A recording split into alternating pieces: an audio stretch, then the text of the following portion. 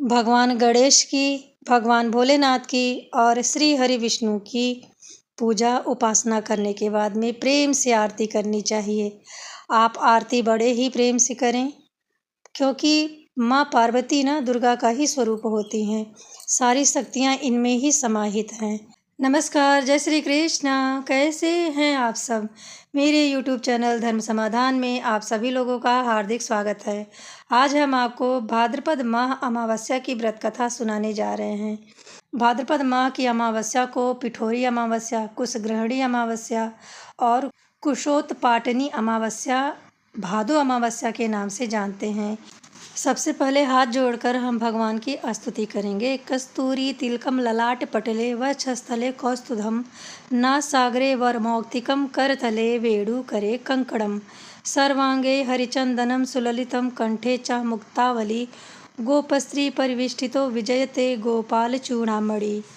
त्वमेव माता च पिता त्वमेव बंधुश्च सखा त्वमेव विद्या द्रविड़ं त्वमेव सर्वं मम देवदेव।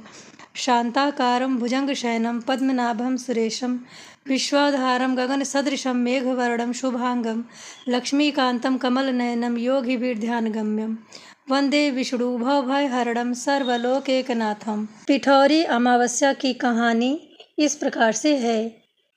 प्राचीन काल में एक गांव था। उसी गांव में एक परिवार रहता था जिसमें 7 भाई थे। सातों भाइयों का विवाह हो चुका था और उन सब के पास छोटे छोटे बच्चे भी थे। परिवार की सलामती के लिए घर की सभी महिलाएं पिठौरी अमावस्या का व्रत रखती थीं। जब पहले साल बड़े भाई की पत्नी ने व्रत रखा तो उसके बेटे की मृत्यु हो गई। दूसरे साल फिर एक बेटे की मृत्यु हो गई और 7वें साल भी ऐसा ही हुआ। तब बड़े भाई की पत्नी ने अपने मृत पुत्र का शव कहीं छुपा दिया। गांव की कुलदेवी पुलोरम्मा उस समय गांव के लोगों की सुरक्षा के लिए पहरा दे रही थीं। जब उन्होंने इस दुखी माता को देखा तो उसके दुख का कारण पूछा। तब बड़े भाई की पत्नी ने सारी व्यथा देवी पुलोरम्मा को बताया। उसकी बातों को सुनकर माता पुलोरम्मा को बड़ी दया आई। देवी ने कहा, तुम सभी स्थानों पर हल्दी रख दो जहाँ पर तुम्हारे संतानों का अंतिम संस्कार हुआ है। बड़े भाई की पत्नी ने ऐसा ही किया। जब वह घर लौट कर आई तो उसने 7 पुत्रों को जीवित देखा। यह देख उसकी प्रसन्नता का ठिकाना न रहा। तभी से उस गांव में हर माता अपने संतान के उज्जवल भविष्य, दीर्घ आयु की कामना से पिठौरी अमावस्या, जिसे भादों की अमावस्या कहते हैं, उसका व्रत करने लगती हैं। इस व्रत को करने से संतान की लंबी आयु होती है। आज के दिन आपको जरूर ही यह कथा सुननी चाहिए। कथा सुनते सुनाते हुंकारा भरते भी आपके बच्चों को दीर्घ आयु प्राप्त होगी। उत्तर भारत में यह पर्व पिठौरी अमावस्या के नाम से जानी जाती है और इस दिन माता दुर्गा की आराधना करके विधि विधान से उनकी पूजा करने का नियम है। वहीं दक्षिण भारत में यह त्यौहार पालोला अमावस्या के रूप में पुलेरो अम्मा, जिन्हें माँ दुर्गा का ही स्वरूप मानते हैं, उनकी पूजा अर्चना करके संपन्न किया जाता है। इस दिन सुहागिन महिलाएं व्रत रख कर भगवान भोलेनाथ की, माँ दुर्गा की पूजा उपासना करती हैं। 22 अगस्त 2025 को सुबह 11:55 पर अमावस्या तिथि शुरू होगी और यह 23 अगस्त को 11:35 पर समाप्त हो जाएगी। इस बार भाद्रपद अमावस्या 2 दिन की है, तो उदया तिथि के अनुसार भाद्रपद अमावस्या 22 अगस्त 2025 दिन गुरुवार को ही है। वैसे आप अपने राज्य और क्षेत्र के अनुसार इन दोनों तिथियों में ही किसी एक दिन अमावस्या तिथि को व्रत रखकर पूजा उपासना कर सकती हैं।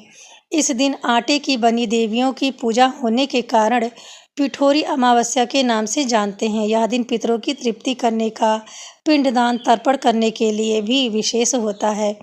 वंश वृद्धि के लिए भी यह अमावस्या अत्यंत महत्वपूर्ण मानी जाती है।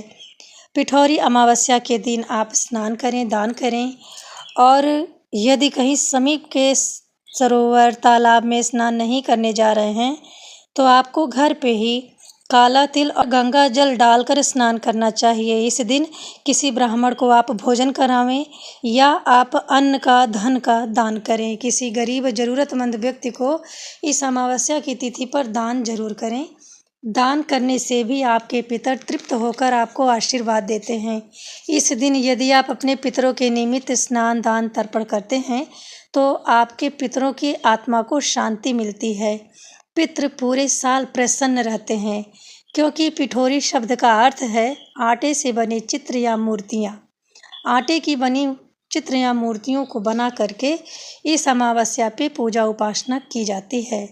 आज हमने आपको भाद्रपद अमावस्या के कथा को सुनाने का प्रयत्न किया है। कथा सुनने के बाद में आपको बड़े ही प्रेम से भगवान गणेश की, भगवान भोलेनाथ की और श्री हरि विष्णु की पूजा उपासना करने के बाद में प्रेम से आरती करनी चाहिए। आप आरती बड़े ही प्रेम से करें, क्योंकि माँ पार्वती ना दुर्गा का ही स्वरूप होती हैं। सारी शक्तियाँ इनमें ही समाहित हैं। तो आप चाहें तो इस तरह से प्रेम पूर्वक आरती उतारें। आरती उतारने के बाद में पूजा पाठ कथा के दौरान यदि कोई गलती हुई हो तो उसकी क्षमा याचना जरूर करें। भगवान भोलेनाथ, माता पार्वती से, माँ दुर्गा से आप अपनी मनोकामनाओं की पूर्ति के लिए भी प्रार्थना करें। इस तरह से आप भादो अमावस्या की पूजा कीजिएगा। आज हमने आपको भाद्रपद अमावस्या की कथा सुनाने का प्रयत्न किया है। यदि आप इस कथा को सुन के जरा सा लाभान्वित होते हैं तो कमेंट बॉक्स में जय श्री हरि विष्णु, जय श्री दुर्गा माता जरूर लिखें। मिलते हैं अगले वीडियो में ऐसी ही महत्वपूर्ण जानकारी के साथ। तब तक के लिए नमस्ते।